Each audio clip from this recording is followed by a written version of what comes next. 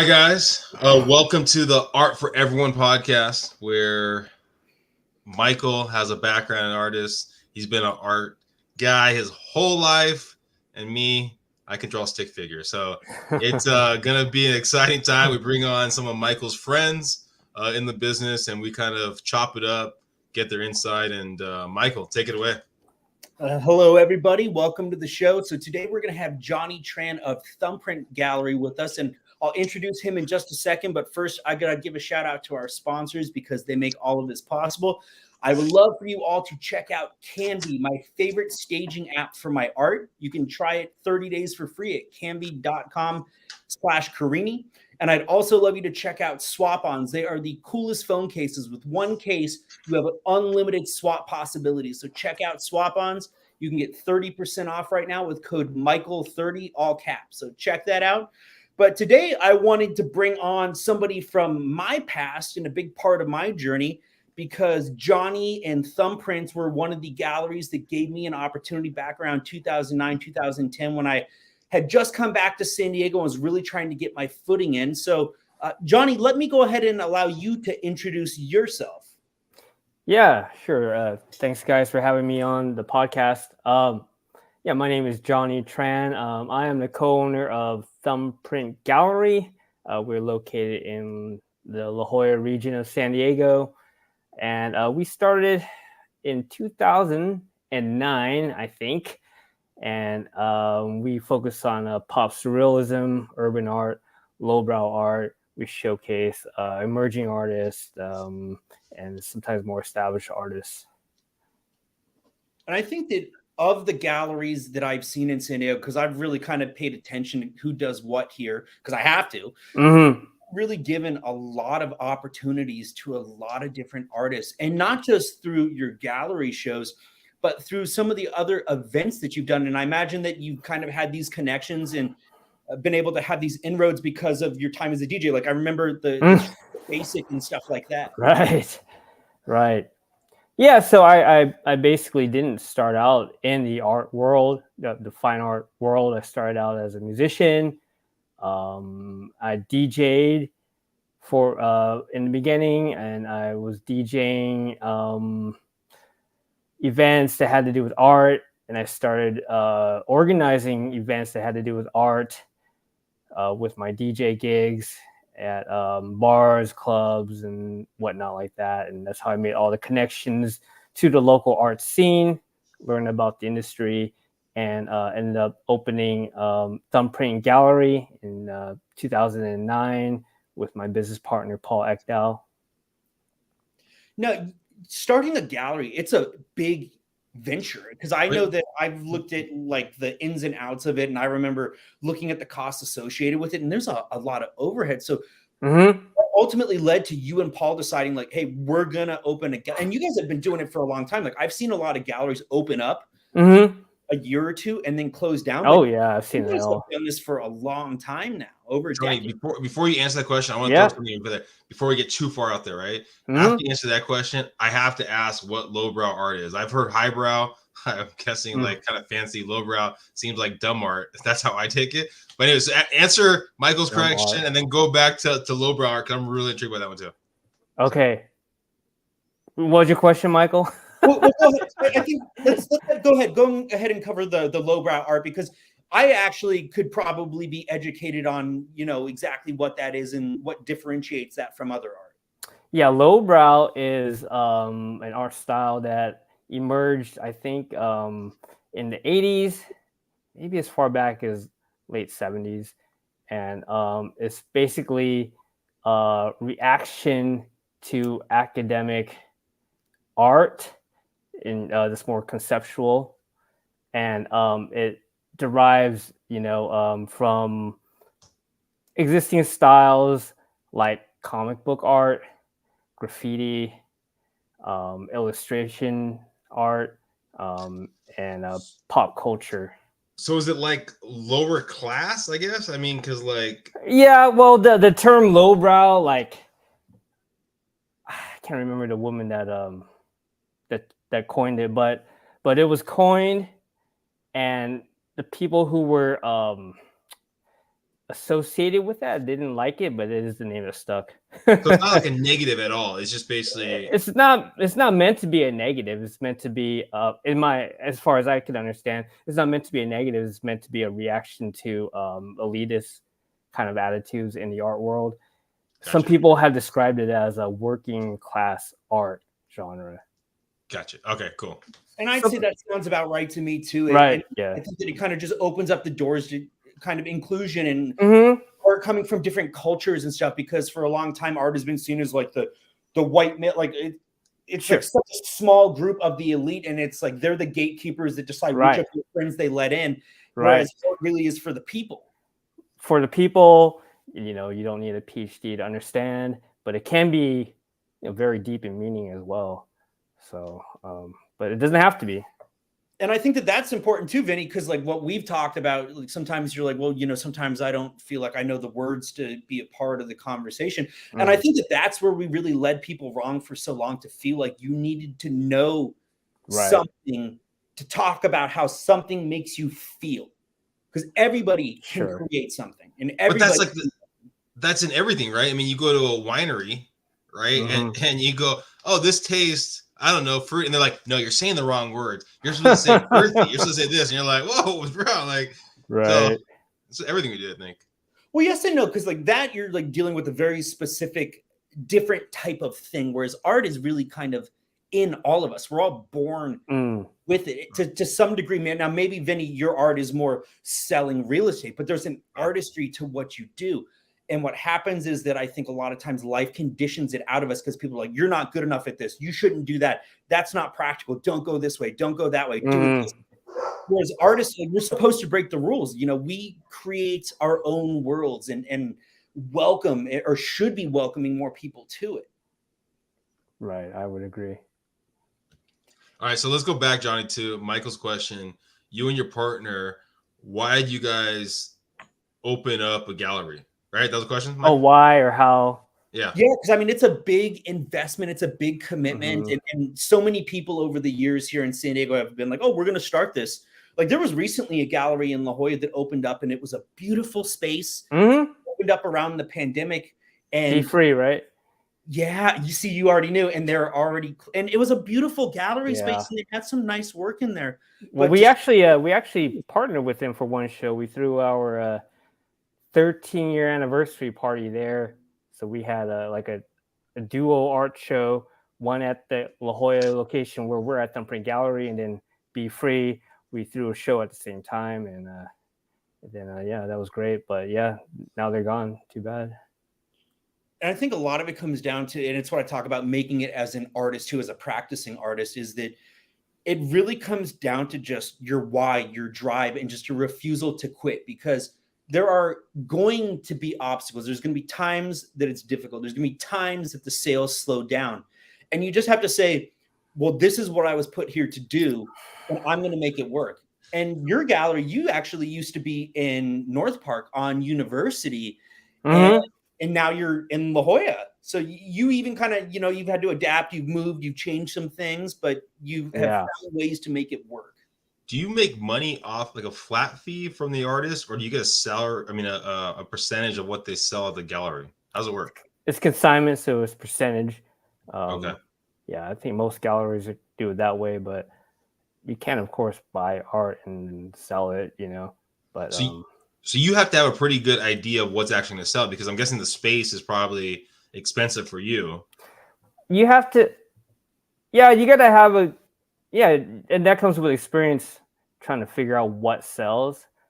And of course, we have a certain niche, and so we got to understand the niche that we're in and what those collectors like.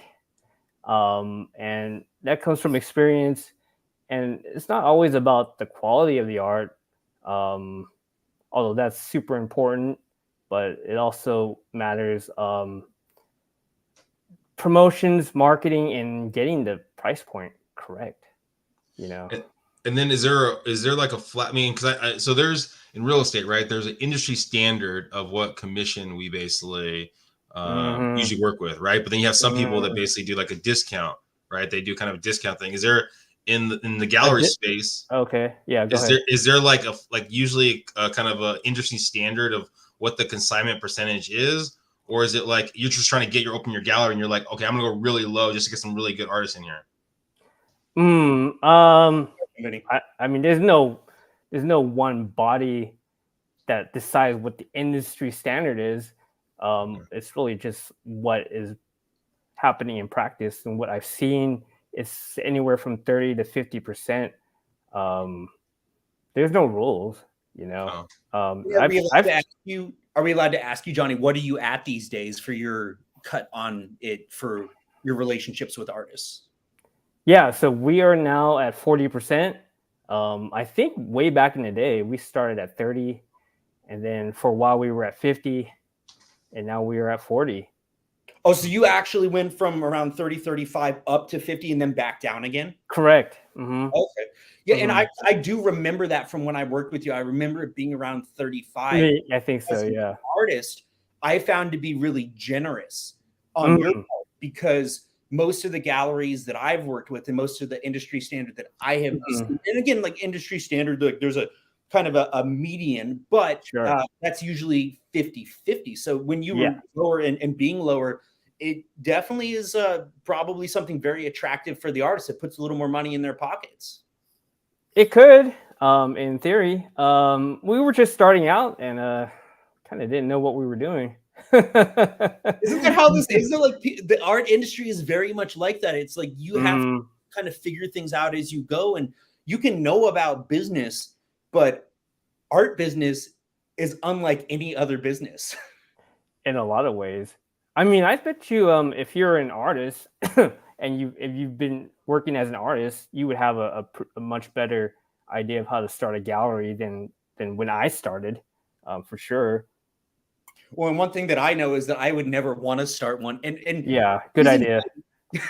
The overhead is, because people are like, well, why don't you start a Michael Carini gallery? And I'm like, do you see how mad I already go with all the stuff I got to manage? To have to manage a physical space that's going to cost me thousands and thousands of dollars every month just to have the doors open. Then I have the electricity. Then I got to bring in the support to help navigate the sales. And I have to trust that people are going to do a good job and do it right. And then you have to deal with turnover, and you have to deal with show promotion. And it gets to be more than most people could ever manage, which is why, and that kind of leads to our topic of today, of the importance of artist gallery relationships. Yeah, I mean, that's very important, because the artists, they're the ones that create the product, and if we don't have the product, we can't sell the product to make money, and we can't keep our doors open. So yeah, I believe that relationship is very important. Definitely. How do you keep it, like, I guess, positive, or is there stuff you do? I just try to be as upfront as possible and try to encourage the same from the artists as well. It can be difficult because there's egos and whatnot. It's hard to tell an artist, oh, I think you're pricing too high. Some people get offended, so the relationship has to be as authentic as possible, so you can have those conversations about price or about, you're not framing your artwork correctly, so I mean, to get to like the nitty gritty of it, and I have no clue if this happened. Do people get does the artist get to choose how the paintings are put on the wall, or where they're put on the wall, or? Oh, well, I don't know about other places, but we kind of leave that option available. But if they don't want to do it, we'll do it. Oh, okay. Yeah, I mean, pretty much it. We want to display it in a way where it's conducive to selling, of course. But so is it like getting the small, I don't know, you see at the convenience stores, I guess, right? Or another convenience stores, the grocery stores, right? The small stuff in the very front, right? To get last minute purchases, and the more expensive stuff in the back. Is there stuff like that plays out in the gallery? Not like that, but from my perspective, I think like more detailed work,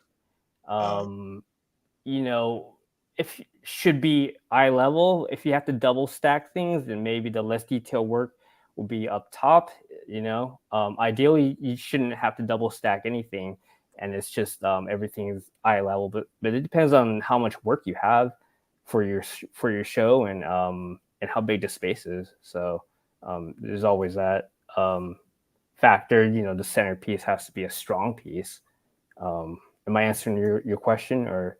No, yeah, it is. Yeah. I didn't know like to what science goes into it, where you're like dissecting the whole thing and just like, oh, this piece right here, it's gonna be the piece that gets you in the door, but this piece, you got to have the piece that gets you in the door, or the centerpiece, probably the more expensive piece.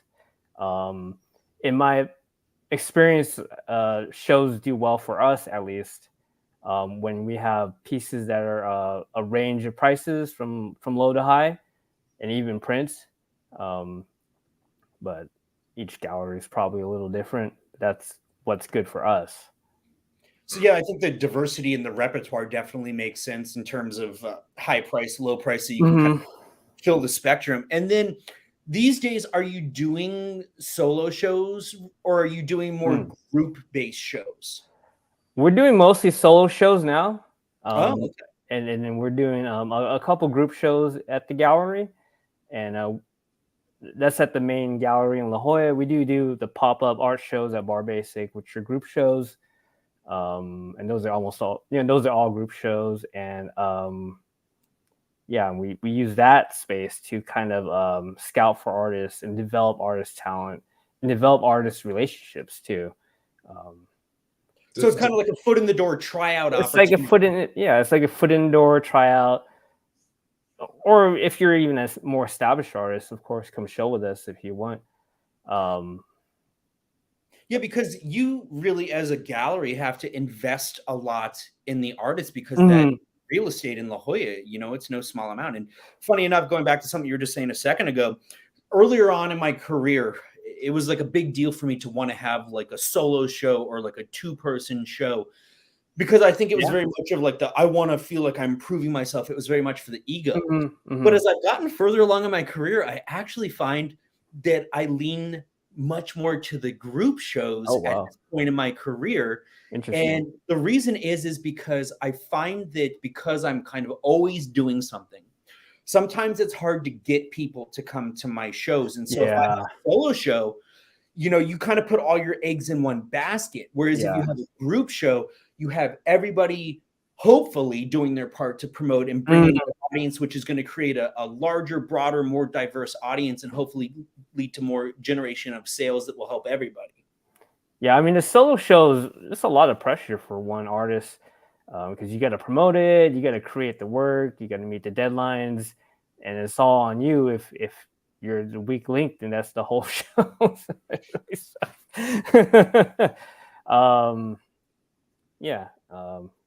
But I think solo shows are very important for artists to have at some point.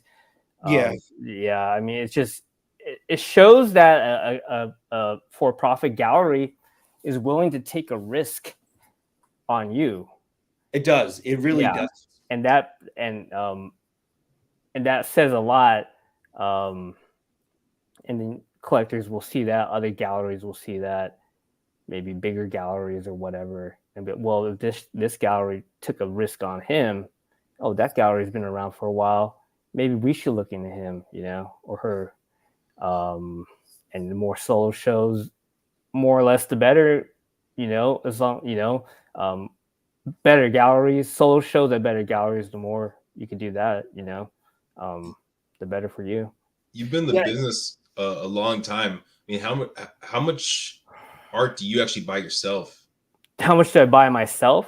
Yeah, because I see some artwork in the background. I mean, like, I mean, do you buy, like, do you have like a thing, like every year you buy a couple pieces, or? Oh, I buy one every month, probably. Oh, wow. Okay. My whole house is filled from like top to bottom everywhere. Do you sell it too, or do you just basically just keep it like a whole? The stuff that I buy? I've rarely done that. But it's totally possible I sell it like 20, 30 years later. I have prints that I don't even have on display at my house. I'm just keeping them wait till they become expensive, I guess, or just have a collection, you know. But yeah, I have all kinds of art, way too much. Has there been a time? I mean, I'm assuming right when you first got into it, where especially you not being from the art world, where you saw some art that maybe was like didn't look that great, but you saw what price it actually sold for, and you're like, wow, I cannot believe it sold for that. Or is it? Did that come Yeah. Through? Yep. Yeah. I mean, I still have that experience. Okay. But it's just art's so subjective. So yeah, sometimes you think something's not that great and it sells for a lot, and you don't understand. Of course, the longer you've been in the industry, the more you understand, and the less that does happen. But sometimes you're just surprised. So is it? Because I know you talked about it already about knowing your niche of the people that your consumers, right? But do you trust your eye in the fact of, okay, this is a good piece, or do you look at a track record of the artist and go, this guy has been around, he's been selling a lot of stuff, right? I just got to go with it. Both are super important for at least for how we do things.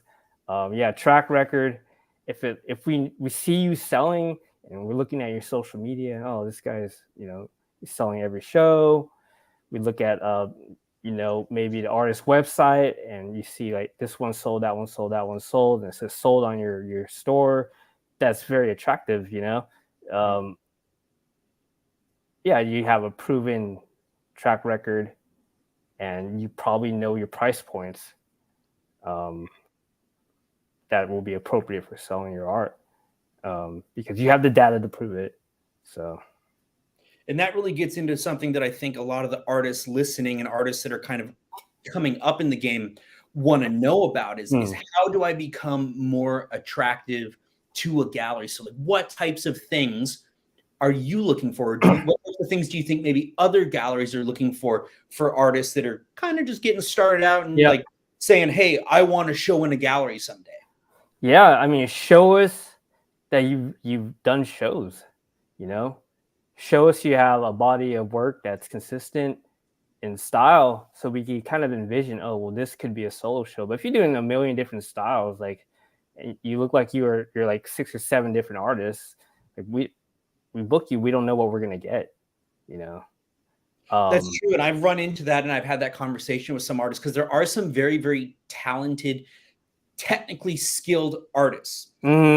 They don't necessarily have a clear direction in their work. Yeah, and I'm saying that there's something I get it though with that. Like, if that's what you like to do, then that's okay. But I've had to explain to them that if you're going to approach a gallery, though, a gallery is looking for some cohesion, like a body of work. And like for me, I have a few different bodies of work in the galleries that I work with. They'll even show the different bodies of work. There's at least like a set of 20, 30, 40 paintings that fit within that, so that you can see that for a period of time, this is what I was doing. And so a gallery can present that as, oh, well, this is his boy in the box collection, and this is his upside of down collection. So it at least gives them a way to market and promote.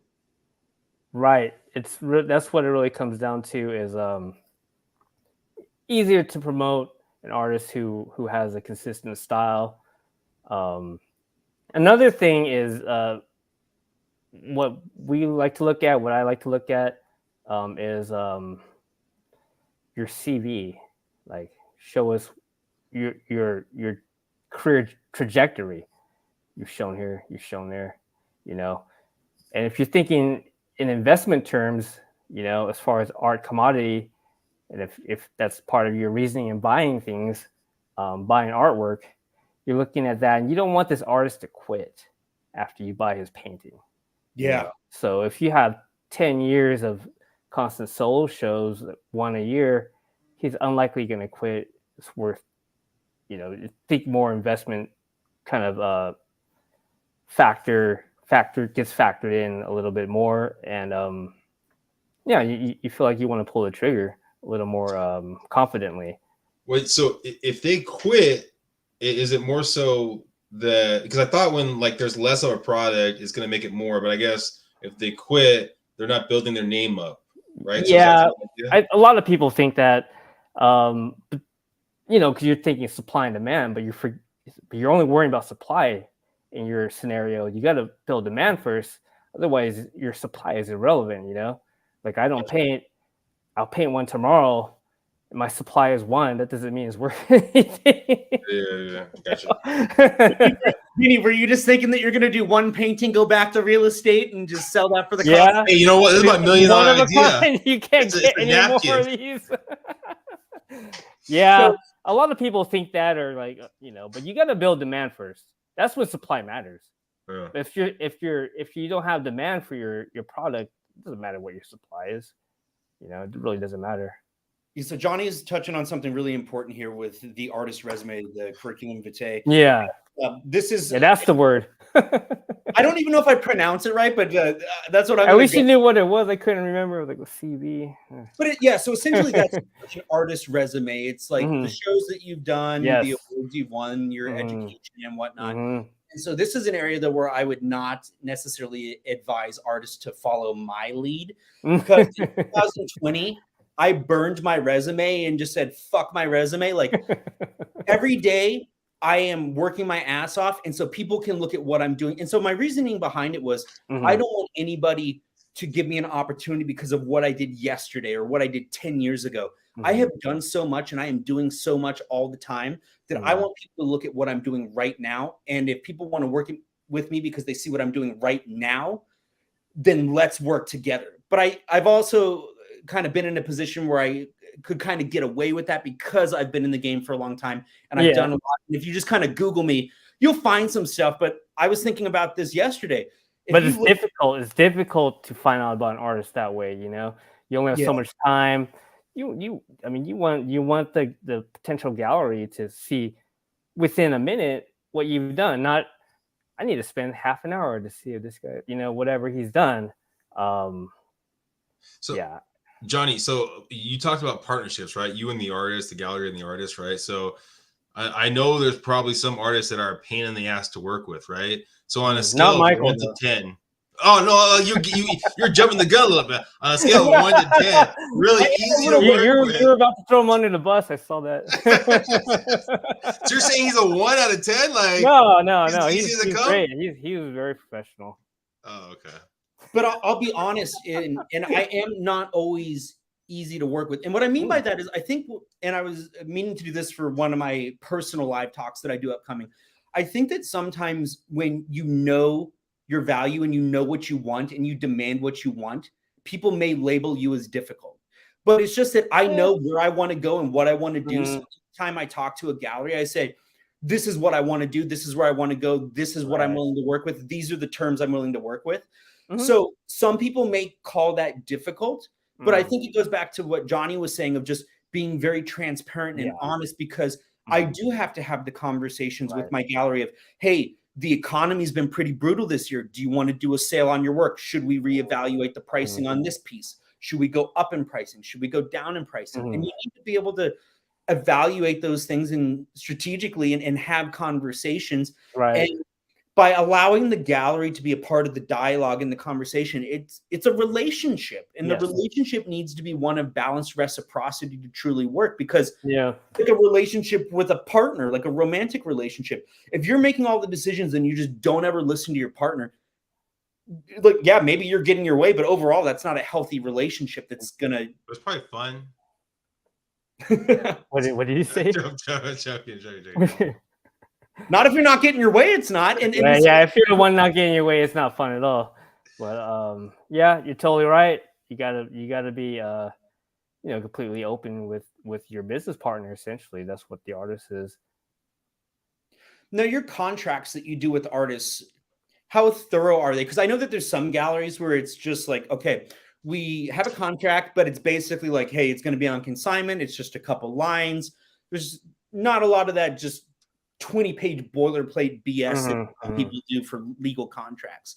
Are you super thorough in your contracts, or is it kind of just like, hey, we're going to work together, it's a mutual agreement, and it's pretty simple and straightforward, and we'll kind of work out on the back? We keep it pretty simple and straightforward. I don't know if that's the best idea. That's what we've been doing. I've always taken that road too, and I've always done the same thing. Like being intellectually honest is probably not the best thing to do, but that's how we've been working.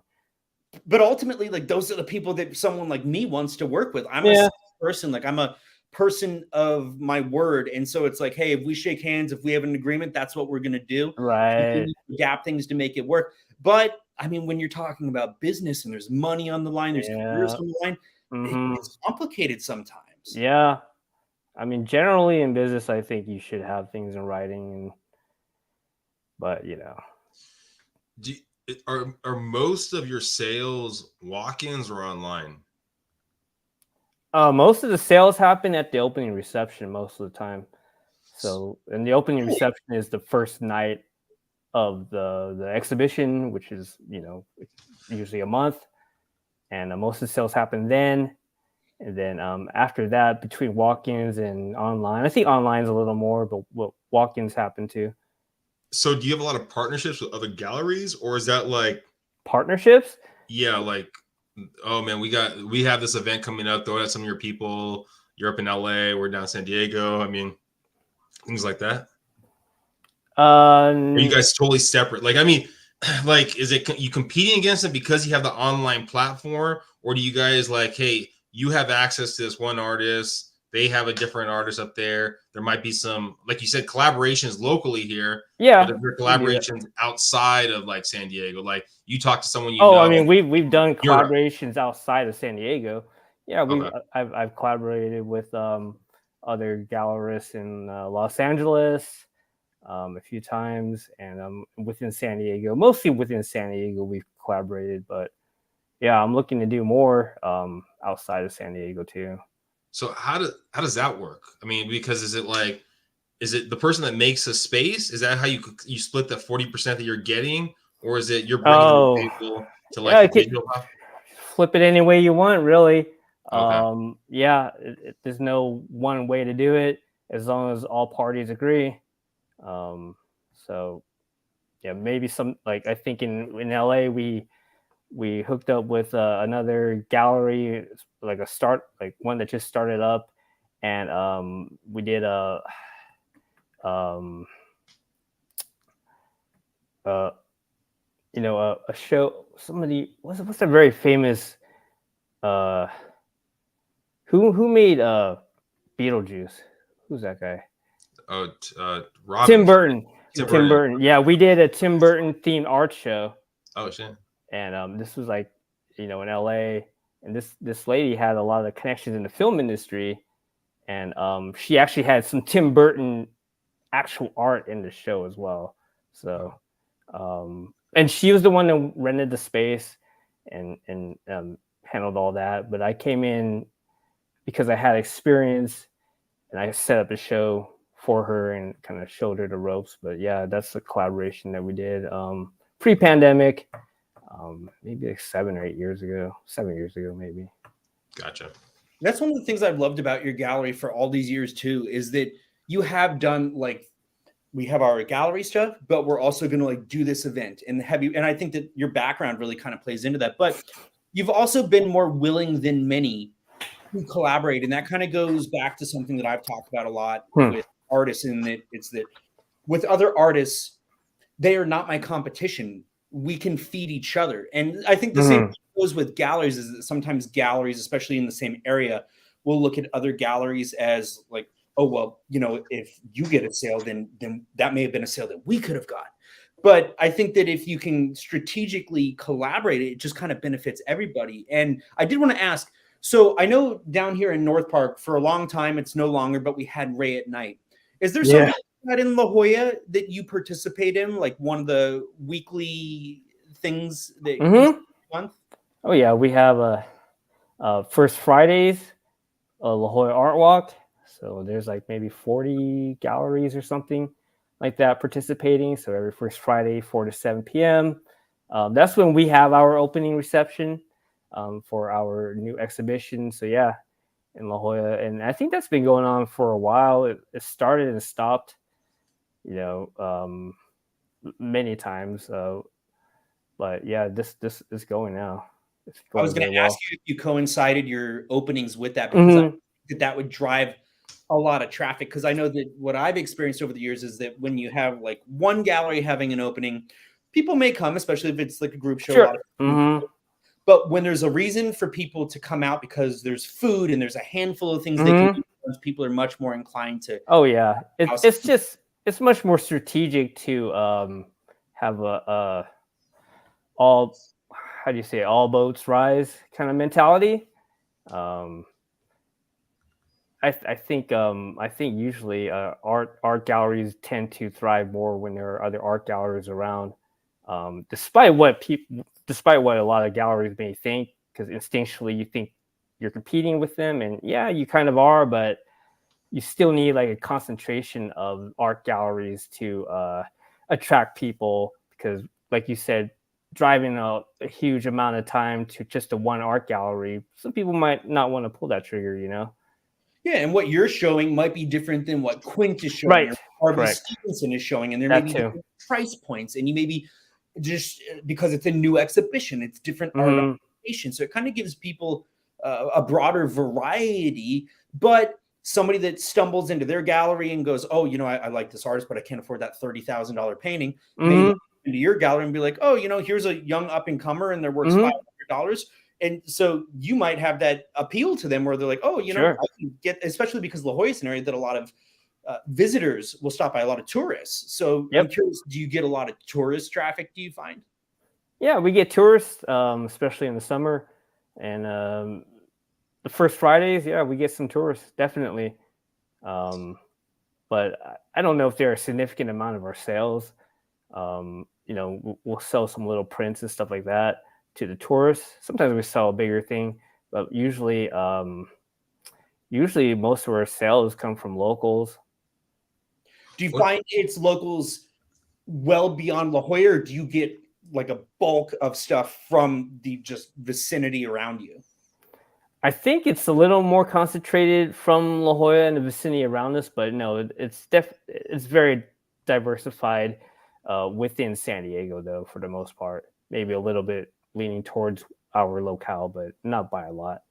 And I was always curious in making your move from North Park to La Jolla, if the sales would have increased dramatically because of the different demographic. La Jolla is typically known as an area with a lot of money, but what I also have to remember in that case is that the overhead may be significantly higher in terms of cost of operation.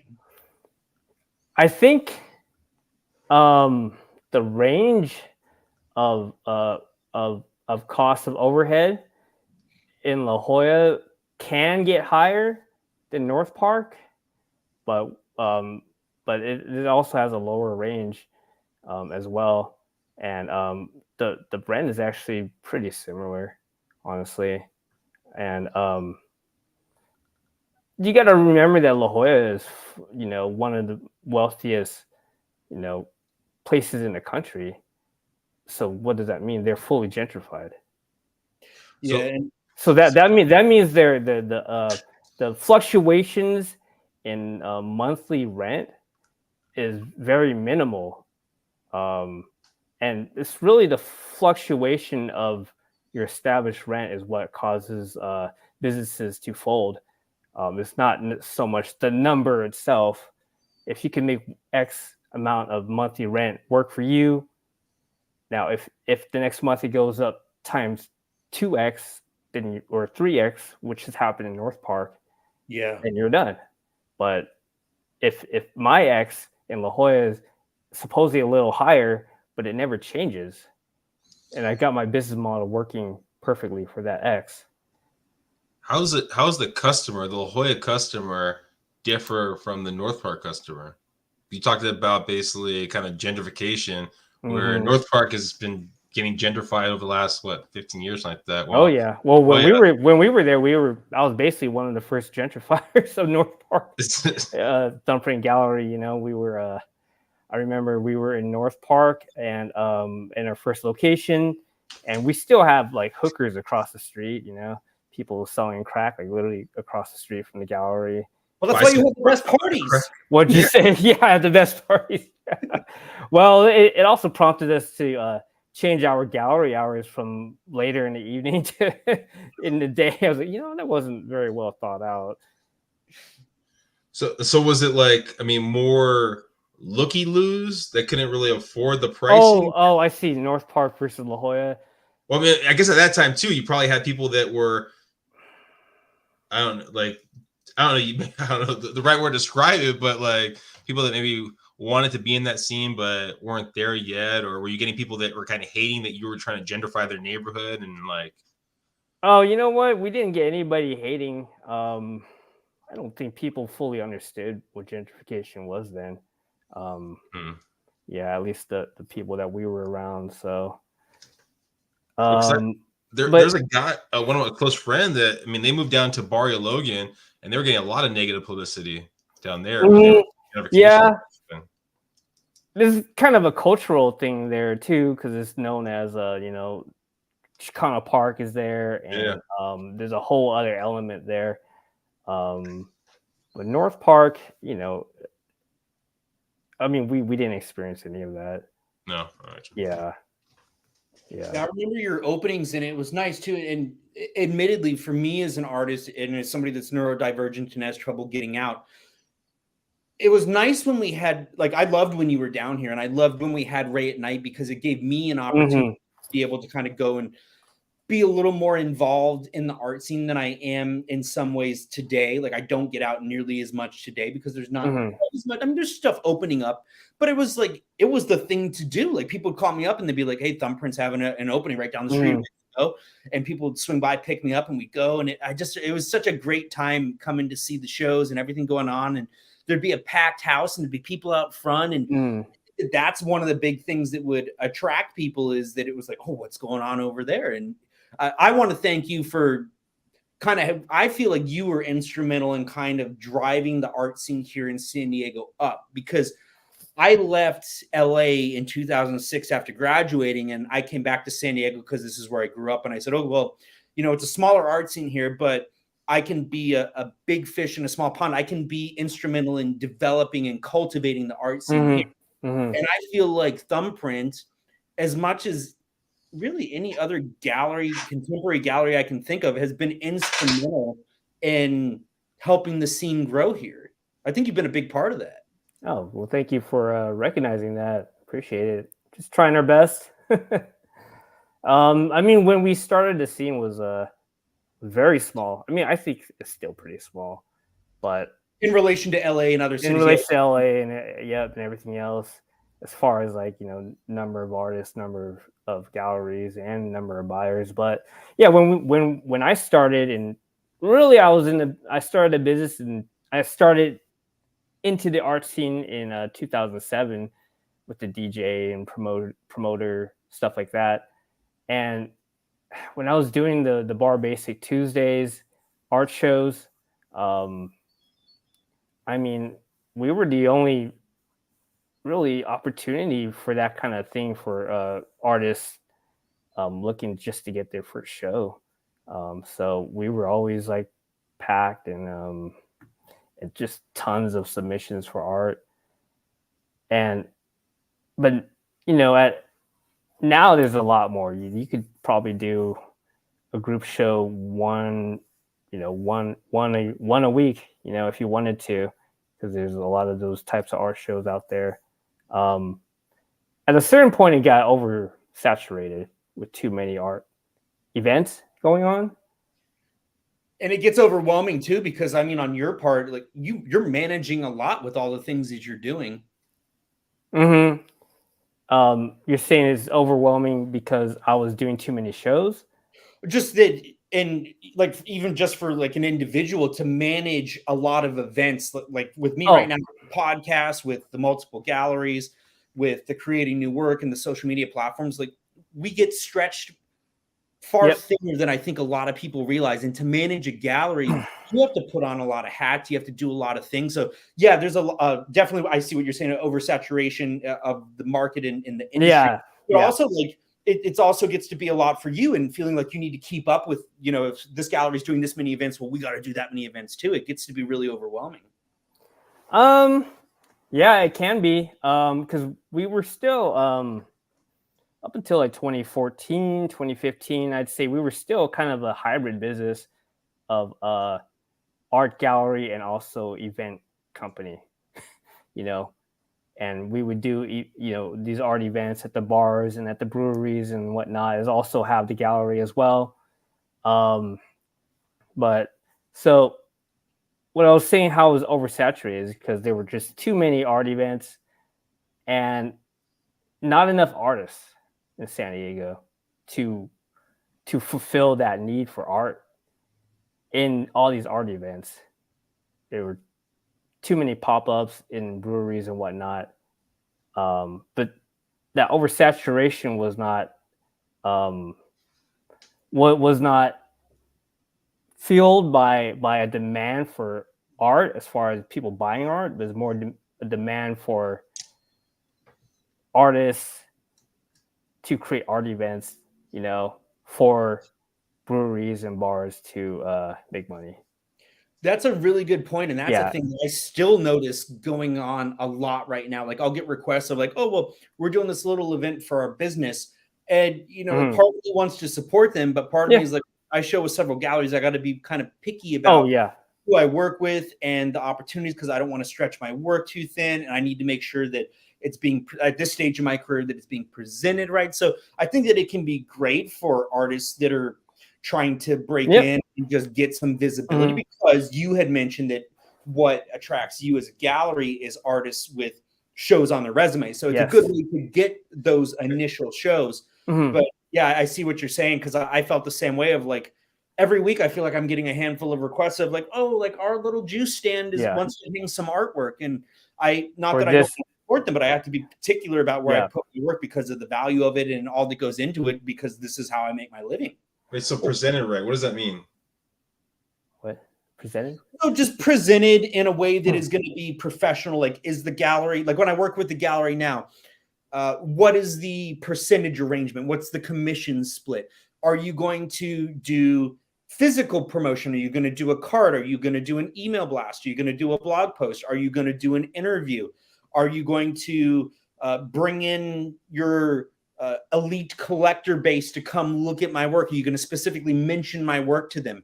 So these are things I wouldn't have thought about earlier on in my career, but at this stage, these are things that I have to think about because of sustainability. And like Johnny mentioned earlier, if X doesn't change, then you kind of know what you got to meet. And you mentioned how down here south of you, that it seems to fluctuate a lot more than it does in an area like La Jolla. And I definitely felt that, because I built my model of sustainability off of limiting my overhead. Like, I paid off my student loans 10 years early with the money I made off my art. I paid off my car. I don't do credit cards. I live a really basic, simple life. I've lived in the same apartment for 17 years. In theory, wow, if 17 years, pretty good. Before I started showing with you. Oh my gosh. Wow. In theory, though, like, I built a model that should work, because my value has increased over time. I hope I haven't. Yeah, clearly it has. But for some reason, I struggle more now, and it's because my rent is double what it was when I moved in. And I have a degree of rent control, but even with my degree of rent control, it costs me double. So it's like, forget that car payment and the student loans. I'm having to pay more than all of that just for keeping the roof over my head these days. Yeah, well, one thing I in my opinion, one of the biggest factors that's inhibiting the San Diego art scene is the rising cost of living, 100%. Causing artists to, basically get out of the scene, leave San Diego, because the costs are going up, the demand is not going up. But how does it affect, let's say you have an artist that comes from Arizona, right? Or something like that. I mean, how many out of area artists do you have at your gallery? Are they mostly San Diego based artists? Oh, we're mostly San Diego based artists, but there are artists that moved to San Diego, and then now they're San Diego artists. There's a lot of that, but a lot of times they leave because they can't afford to live here, or they go to LA because the demand is higher there. So it's both. Demand is low, supply of artists is low because of cost of living. So, and that's something that I noticed a lot of this year. And I've spoken to several galleries that I work with, and also other galleries. And I've seen galleries close past year. Sure, yeah. It's the demand has gone down, not because people stopped caring about art, but the economy got hit pretty hard this year. And what happens a lot of times, or at least what I feel, is that when the economy gets hit, one of the first things that people sacrifice on is purchasing artwork, because it's not food, it's not gas and electricity. It's something that, yeah, it may bring them comfort, it may make them happy. In some ways, you can argue that it's a necessity because it makes life fulfilling and worthwhile, but it's not as much of a necessity as keeping a roof over your head. Right. And so, like, I have actually, like we were talking about with the transparency of galleries, that's one of the reasons I've had to have these conversations with my galleries, is because my galleries have said, hey, it's not just you, like, we're dealing with this too, Right. of the sales going down dramatically because people are not spending on art. And so brick and mortar galleries, I think it's getting harder for them too, because you're dealing with all the online competition and all these sites that are selling canvas prints and stuff. And a lot of times people will be like, oh, well, I don't necessarily need an original. I can buy this print for $40 and it includes shipping, as opposed to going in and supporting real artists making the work in these small local businesses like you that are really doing a service for the community. Yeah. That's a lot of stuff to deal with. So let's say you have an art show, right, for a month, right? How often does the artist have to come in, or is it more on their choice to come in to sell it? Oh, the artist should just be there on the opening. Okay. And that's about, I mean, you're welcome to come hang out with me while I'm doing gallery hours.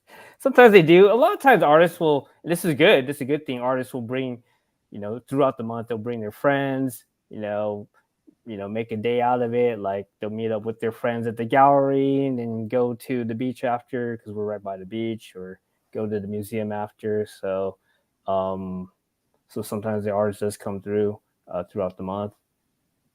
Yeah, being in La Jolla, there's really no excuse for them not to come by. Exactly. That's what I'm saying. saying. Kind of goes in with our talk for today too, because I think bringing value to the gallery, like the gallery brings value to the artist. Artists should be also reciprocating, bringing value to the gallery. And so one of the things we talked about with several of my galleries is sometimes artists feel that, I sign a deal with the gallery is going to sell my work, and that's it.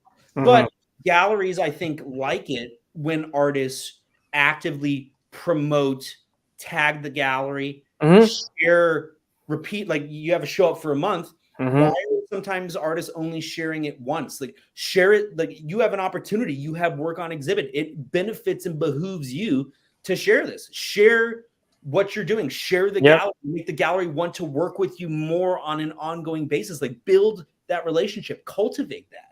Yeah, well, it makes you more valuable as an artist to choose for us to take a risk on. We know that you do all the promotions and whatnot. It's much better, makes you more attractive, of course. Are there anything, or do you have and these don't have to be actual experiences that you have, some things that an artist could do that might make you say like, oh yeah, we're not touching that. We don't ever want to deal with that. We don't want to work with somebody like that. What are some turnoffs for galleries?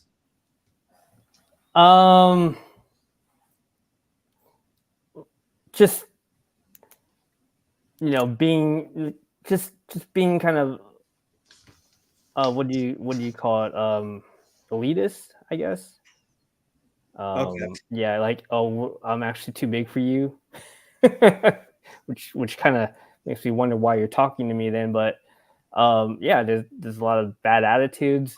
People aren't perfect, and if it's not that bad, it can be overcome. But it's definitely a turnout for me and Paul. I think maybe because of our personalities, we're just a little more laid back, and we just don't want a lot of hassle a lot of times. Well, have you bit the bullet? Like if someone's like, oh, this guy's a jerk, he's an elitist, but they sell a lot of products, and you're like, you know what, I'm just gonna go for it. Oh no. Have we bit the bullet? No, we've done the opposite. We've had very high selling artists, and this person, said something kind of racist against Filipinos. And my business partner is a Filipino, and we're just like, maybe this guy is not the right one. Although he, this person sold a lot. So in that way, we bit the bullet. But And your Yeah. galleries hasn't really gone the other way, I don't think. No. Not too much. What if it was a really, really like Van Gogh walked in the door, but you found out he was a big time racist, and you're like, oh gosh, all right, I guess I gotta let his stuff up there. I think some people that might be okay, but for me, it's not. I can understand why somebody would do that. It is capitalism, you know. Yeah. Well, and on the flip side too, like for an artist, it's like, well, if there's a gallerist or an art dealer that could really make you a lot of money, but you just really don't jive with them, you don't feel like they really your best. Like, you know, these are, again, it comes back to those relationships. Yeah. And one of the things that I've heard from some galleries that are major turnoffs for them is when a gallery is under contract with the artist and certain work is on consignment, or okay, maybe the work isn't even technically on consignment, but somebody finds the artist and contacts the artist directly, and they found them because of the gallery. Yeah. And they don't, the artist doesn't source, or they don't admit to sourcing the sale, and they sell directly to the collector. So it's like the collector bypassed the gallery system. So the artist doesn't have to pay the commission to the gallery. Right. That's very short-term thinking. And I don't think it's illegal. Well, it depends on the contract, you know. But if the gallery finds out, you're burning that bridge. Which may or may not matter to you, but that's just what it is. At least understand you made that decision. So yeah, I try not to worry too much about that. It's better to put your effort into creating a relationship, so you don't have to worry so much about that if you have a good relationship. So how does that work? It does happen though. Is that like, okay, you got 30 pieces from the artist, and these 30 pieces are going to be the stuff on consignment, right? But then let's say, because like in that scenario with Michael, right, where the gallery found, let's say, Michael's piece, right? He has 30 pieces over there. But they found his piece and they liked his style, but they wanted to see if he had something else that was separate from that. Does he still owe you something because the guy bought something that wasn't technically on consignment? Oh, usually not. Usually not. Not legally, technically, unless there's something stated in the contract. Although I think most of the times, the artist will refer the buyer to us. Okay, so we'll still get the cut, you know. Gotcha. Yeah, it really does come down to the contract, and also it's, if a gallery is really taking care of you and people are coming to you because of the gallery, why would you not, you know, be like, hey, you know, I'm eating because of you technically, like I'm going to take care of it. So it really just depends how much the artist values that relationship with that particular gallery. Or if they're even cognizant that's what is like at stake. You know? And there has been a time or two where I have actually myself admittedly forgotten to ask somebody that contacts, like somebody may be like, hey, I really like that piece. How much is that? And they may contact me, because I usually get contacted on Facebook or Instagram. A lot of times my brain will automatically be like, oh, well, they're contacting me on Facebook or Instagram, so they follow me because of my Facebook and Instagram. But I've had to learn that I need to ask, did you find me because of my gallery and you just happened to contact me on this? Well, that's very generous of you. I'm sure most artists don't do that. Yeah, I mean, that's great that you do. That means you do value your relationship with the galleries you have, and you're probably pretty happy with them. Well, if you build a good relationship with the gallery, like some of the galleries that I work with will constantly have your work on rotation. Like, you know, in fine art, they pretty much exclusively do group shows that are like 10 weeks long. So I'll have work up for 10 weeks, and then it'll rotate, and then there will be new work of mine up for. So it's basically like I have a handful of shows a year, but work always on exhibit. Yeah, and that's good. That is something that brings tremendous value to an artist. Well, the thing is, you brought value to the gallery, and what you're doing is you're minimizing the risk they're taking on you, because the history is that you have produced sales, you've even gone out of your way to help the gallery sell, so the risk is very low for showing your artwork compared to somebody else who may not do that as much. Now, have you ever had artists that didn't necessarily bring you a lot of money, but you were just like, hey, we like this artist, we like what they do, we like what they're about, we want to show their work? Or maybe the style wasn't really even in line with what you usually show, but you're like, hey, we just like this artist, we want to give this artist an opportunity. Yeah, the thinking is more like we like the artist, give him an opportunity, but also help him develop or her develop. So that's kind of more like a long-term relationship. And yeah, we have some of those definitely, and a lot of times they do pay out. And the artists that you work with, how, like, you and I have been in contact and we've come in cross, even though I don't get out much, you and I have crossed paths a number of times. Do you find that you're still in touch with a lot of the artists that you were working with back around when you started, or have you found that maybe a lot of those artists dropped off and aren't even making art anymore? Oh yeah, there's definitely a lot of artists that dropped off, not making art anymore, or have left San Diego for those reasons we were just talking about, the cost of living and whatnot, and low demand.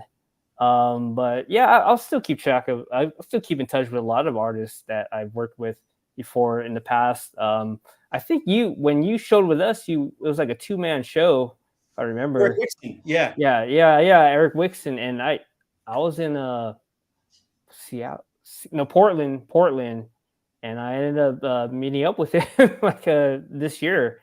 So yeah, and he's one of the first artists I worked with. So yeah, I keep in touch with a lot of people, but some people, they fall out of the scene, don't want to do it anymore, that kind of thing.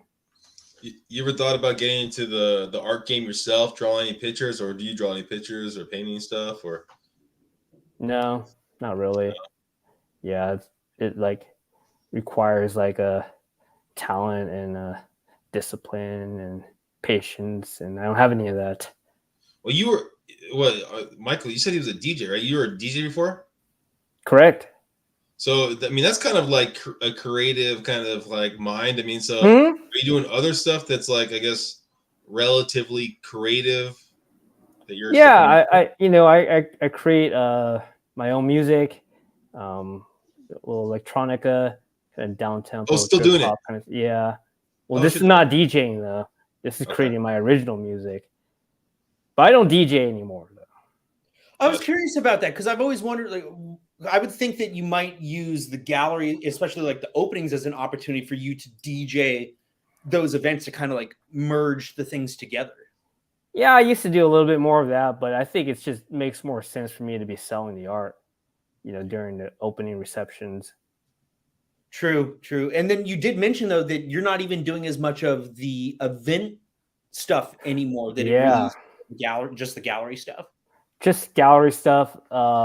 We're still doing Bar Basic once or twice a month, but Bar Basic is moving, and they're gonna be shutting down for a while before they move to the next location. So Bar Basic art shows are done, as far as I know, starting in April or maybe sooner.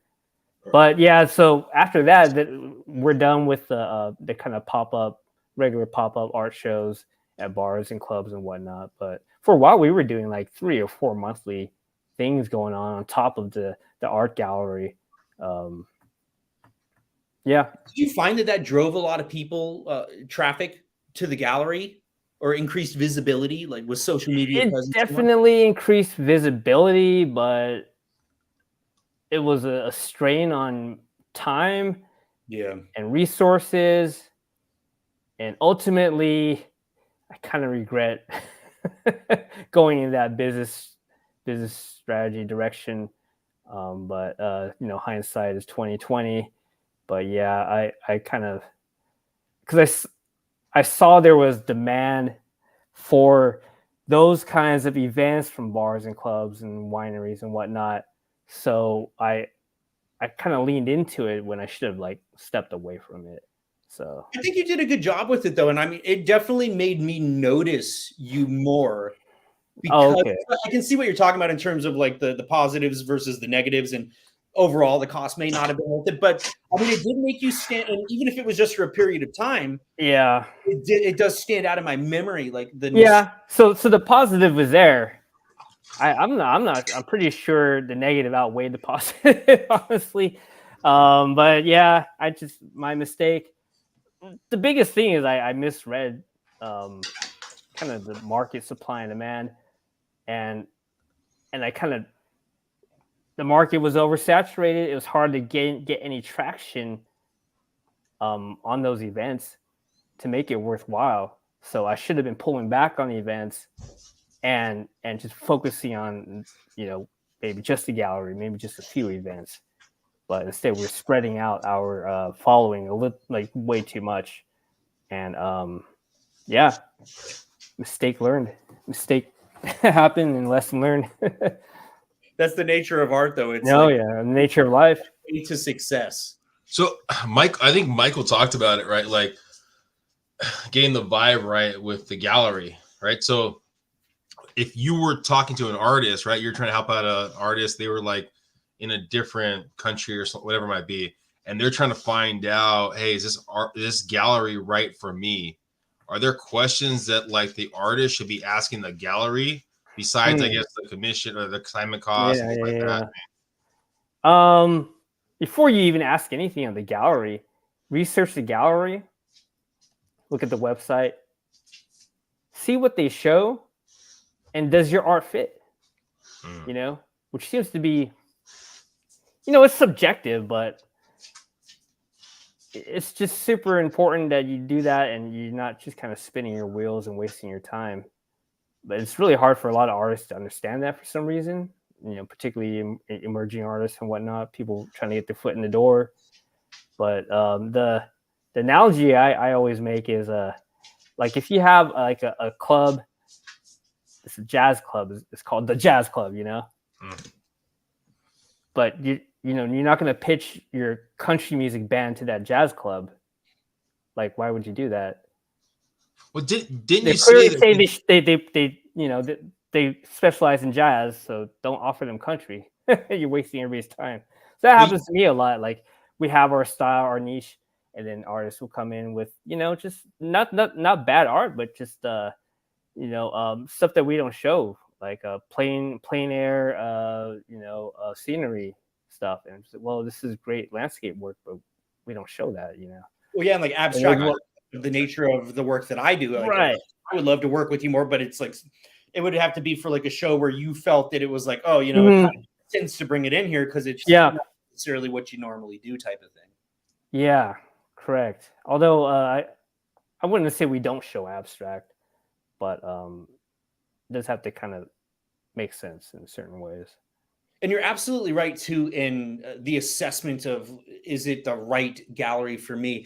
But it's interesting because one of my philosophies, because I just like I go against the grain on everything. Yeah, you do.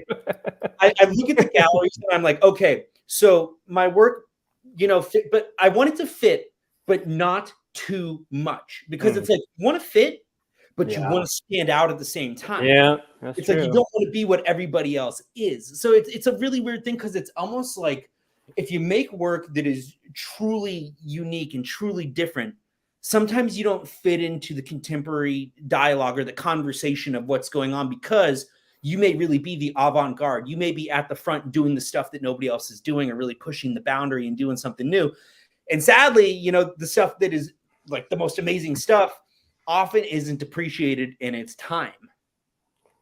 Yeah, I think the pressure to fit into a certain niche, or even to have a certain niche, is really just it's just capitalism, because your marketing has to be you have a limited marketing budget and resources, and you want to aim at the most likely demographic. And if you're too wide in demographic, then you're not as effective in penetrating, such a huge market of like, oh, I show all art, So the pressure to specialize is really just based on economics, because naturally I think artists want to do all kinds of different stuff, but the economics doesn't really allow that. Same with galleries. Especially once you start working with the gallery, sometimes you may feel like you're trapped or confined, and some artists just and in a way you are. Yeah. In a way you are. But that's just the system we're in, you got to You got to hit your market, and you have limited marketing resources, and you got to make money to pay rent. All right. So talking about economics, talking about capitalism, going the other direction, right? All right, So let's say someone listening, they got some money, they got, I don't know, 100,000 or whatever it is. All and right. they're like, you know what? I'm going to buy some art. Yeah, come on over. That might fucking work. I'm going to go buy some art, and in 10 years, I'm going to sell this art and make some money off it. Okay. All right. So is there Come to Thumbprint Gallery. Yeah. So what's like, is there keys to the game to go, okay, this is the kind of art I need to get, or to invest? Yeah. Oh yeah. Well, I think first off, I think investment is like a very small percentage of what people think about when they're buying art. In fact, most people don't think about it at all. I do think about it, but I'm probably like not the average person. But yeah, so if you want to, in my opinion, if you want to invest in art, look at artists who are established, showing in big galleries, a track record of selling out shows, and they got to be pretty famous. Otherwise, everything else is kind of like a penny stock, So you'd rather go with like the more established one, buy only a couple painting, or would you go with penny stocks, a bunch of little small ones of that 100,000 to get make more money down the road? No, if your only objective is to invest to make money, you don't even care what it looks like. Then buy established artists who are already famous. Okay, gotcha. Yeah. So it's like, are you buying to invest, or are you buying for feel, what you connect with? Yeah. So those are two different things. And a lot of people think have both of those factors in their decision-making process, but a lot of people just have, this speaks to me kind of thing. But I think the bigger dollar amounts, they start to think about investment kind of values. When it starts going over like $1,000, and it's not just like $100 here and there, they definitely start contemplating those things. When you start getting into the 5,000 and 10,000, a lot of times people will go home, do their research on the artist. And I didn't even know this until I had more in-depth conversations with some of my galleries of the buying habits of collectors. Oh, when I buy art, I always look at the CV. So I guess I shouldn't have burned mine. I doubt you should have, but do what you want, man. You're a rebel. What about, and I don't know if Johnny, well, you have it digitally. You didn't literally burn it. I did burn a physical one, but it's like I haven't documented since 2020 like the exact shows I've done. But I go back and figure it out. Constant rotation. Yeah. And I mean, you Google me, there's a million things that come up. Like I'm in people's faces more than they want me to be, which maybe that's my issue too. Maybe oversaturation. Maybe I need to create more of the demand and be around a little bit less. I doubt that, but I don't know. I think you're doing fine. Okay, well, I appreciate it. Yeah. Except for the CV part, but you do you. How does it work out too? Because aren't there like tax write-offs for like art too? Tax write-offs? Yeah. For buying art? Yeah. No. Like appreciation and that kind of stuff over time. Oh, appreciation. Well, that means you're getting taxed, not tax write-off, right? Well, no, but wasn't there like a scandal or something like that with Trump where he was saying that his like assessments and that kind of stuff off his art, and they were saying appreciating, and then he was having like. Oh, really? I didn't know about that part. So was he? This was like a couple years ago, but I thought. Oh, really? I didn't know. I don't even know the whole gamut of it. So I was just okay. So there's nothing. Well, my advice is be truthful in your valuations of your assets. Otherwise, you may go to court. Oh, so you didn't get involved in that kind of shit. All right. Well, and then you also have. Well, I mean, art appreciates and you sell it, then you get charged capital gains. Yeah, the simple stuff like that. I thought there was something else with that, with the taxes or something like that. No, but if you buy art which happens a lot to benefit a nonprofit, you can write it off. Oh, there you go. Maybe that's what it was. I think that's what or maybe it was Hillary Clinton or something like that. I don't know. One of those people. Well, and then you have all those theories about like art laundering and whatnot. Politics. Some of the stuff that's like the banana on the wall and stuff, and people saying like, "Oh, it's just people laundering money." There was supposed to be a movie coming out at the theater. I can't remember what it was called. I think it was like an indie movie, but it was about like a crime syndicate, and they just started laundering through art sales with Oh, I connections. think I saw that movie. I saw previews for that.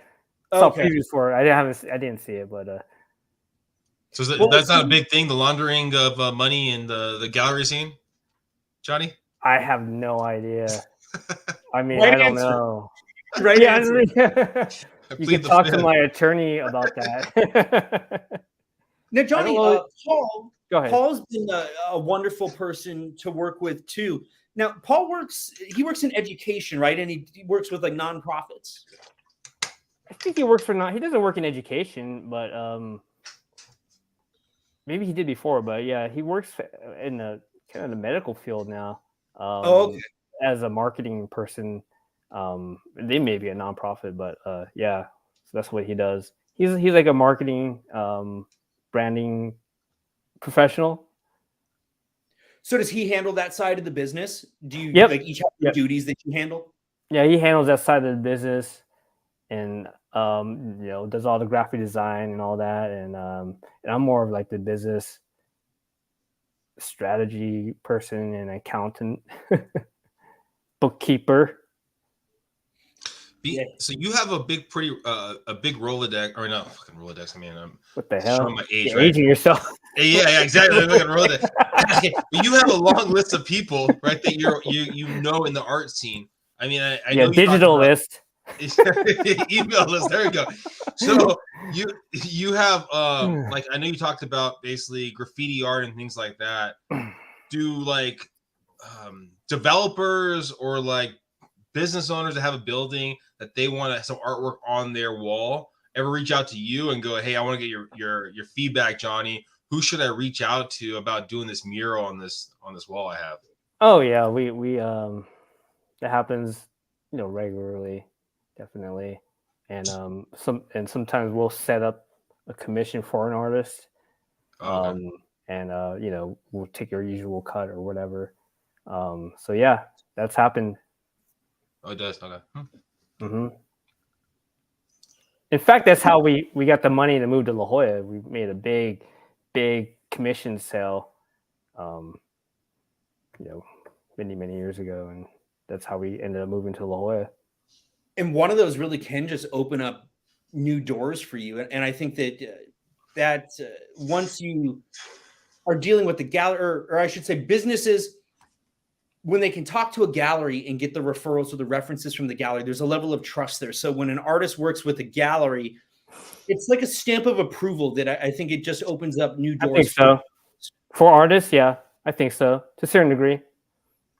Well, also too, I mean, it seems like at least some artists that we've talked to so far on the podcast, whatever, aren't really the greatest of business owners, right? So you think like a gallery is probably a better business owner, and maybe keeps them accountable or knows who's easier to work with. Because, I mean, that'd be my guess, just from the outside looking in. You're asking me, are galleries better business owners than artists? Well, I would think so. For the most part, right? I mean, I don't know. Is that not the case or no? I don't know if it's like that black and white. There's just really bad business owners that are gallery owners, and really bad business people who are artists. Yeah, it's just. Well, didn't you tell me, Michael, that like a lot of like you used to get on the news a lot or something like that, right?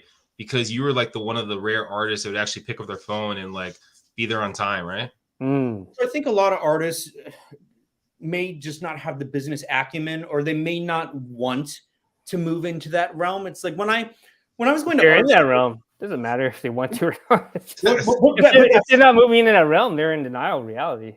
Yeah, but that's the thing. Like when I was in art school, I thought, well, when I'm an artist, I want to make art.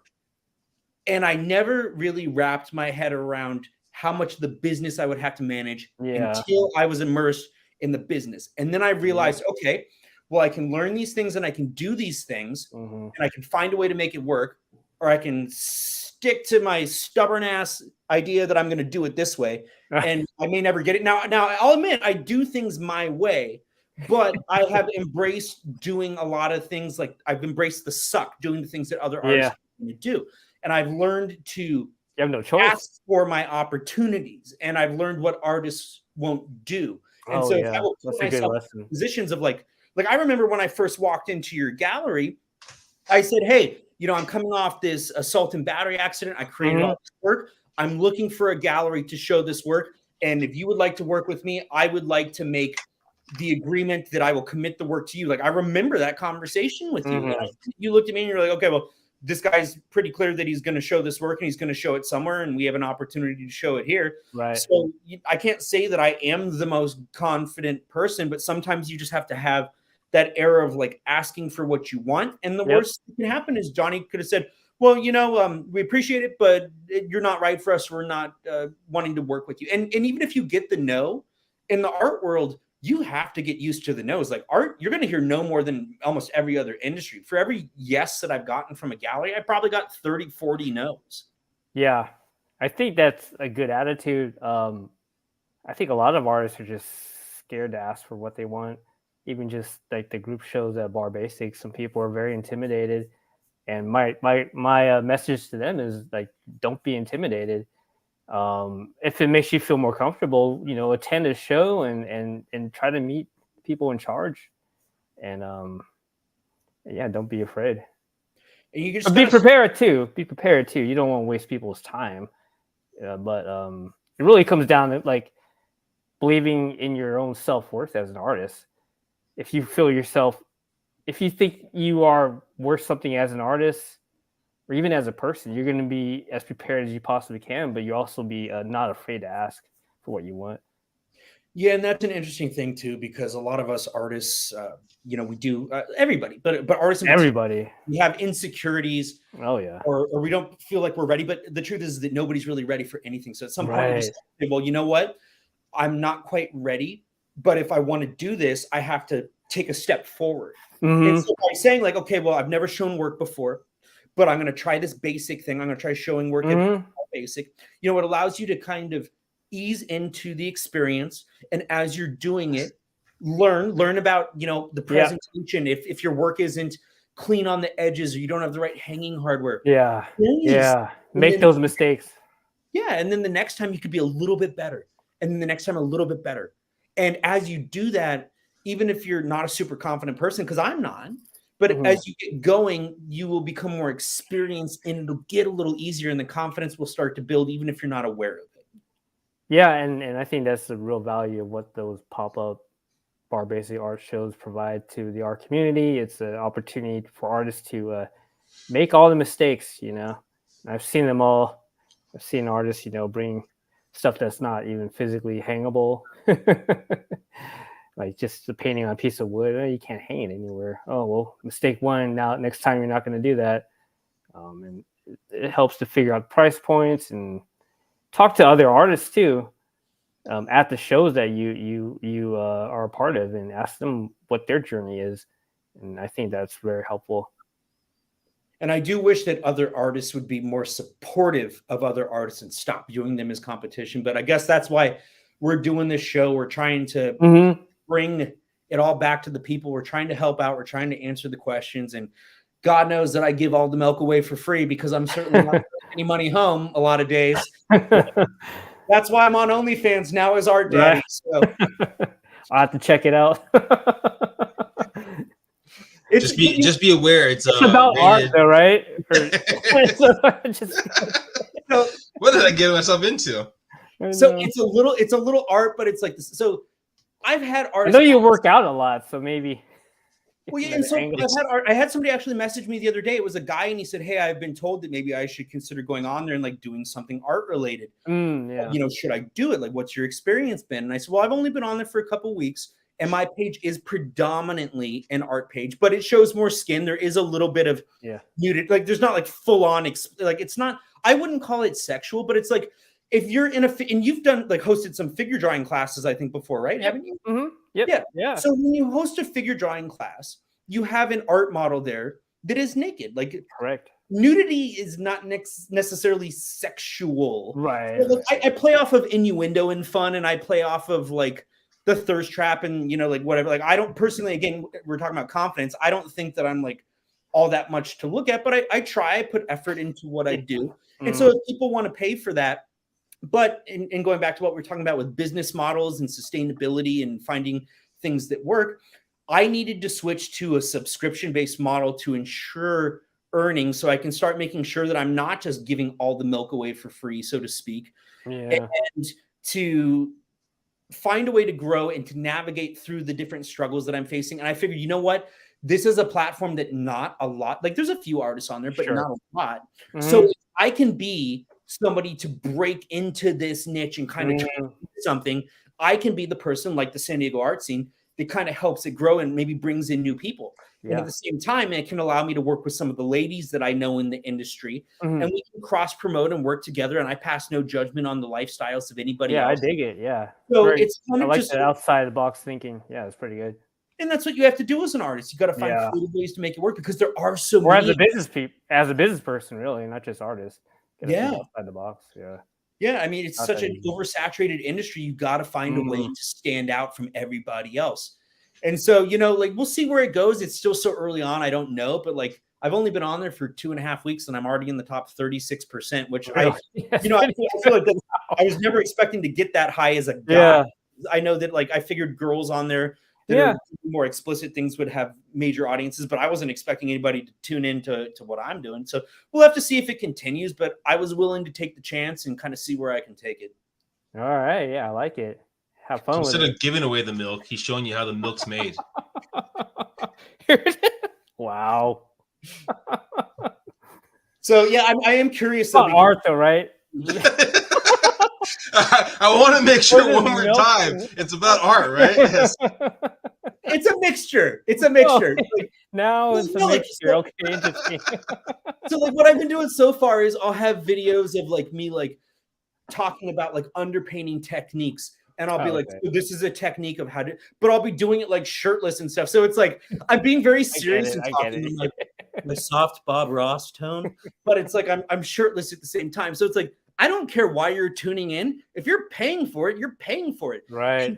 But here's the thing is if you are not interested in the art and you come on like just to look, but then you start learning about art and you're like, I learned about an underpainting technique and I don't know anything about art, but I learned about this underpainting technique from Art Daddy, then I'm like, that could totally happen. Yeah, so it's like you can break down the walls because it's like I've always said, as an artist, if you're honest in your work and you're vulnerable, you're already essentially exposed and naked. So maybe me like being a little less clothed, maybe it breaks down the walls to make people feel more welcome. Like I'm not saying I'm going to come on and do that on the podcast, but you know, but maybe podcast. Feel more welcome. Yeah, definitely different podcasts. It'd be, yeah. Vinny's not down for that. Maybe I don't know. OnlyFans, you might get a surprise. Get a little painting and a little dong action. Oh my god! Not quite yet. I gotta get more. You're gonna get kicked off of YouTube, man. It takes me down the stream right now. I know. I'm waiting for this to just like cut out. I did start a new section the other day, or a new segment on my page. Because I wanted to start doing art tips. So it's called Just the Tip with Art Daddy. Oh my. Well, I think we're getting close to that time when the sexual innuendos start popping through. So Johnny, why don't you talk to us if people want to find your gallery or your website? What's the best way? Yeah, we're in the Village of La Jolla in San Diego. And website is thumbprintgallery.com. We're on Instagram, Facebook, all that. You find us.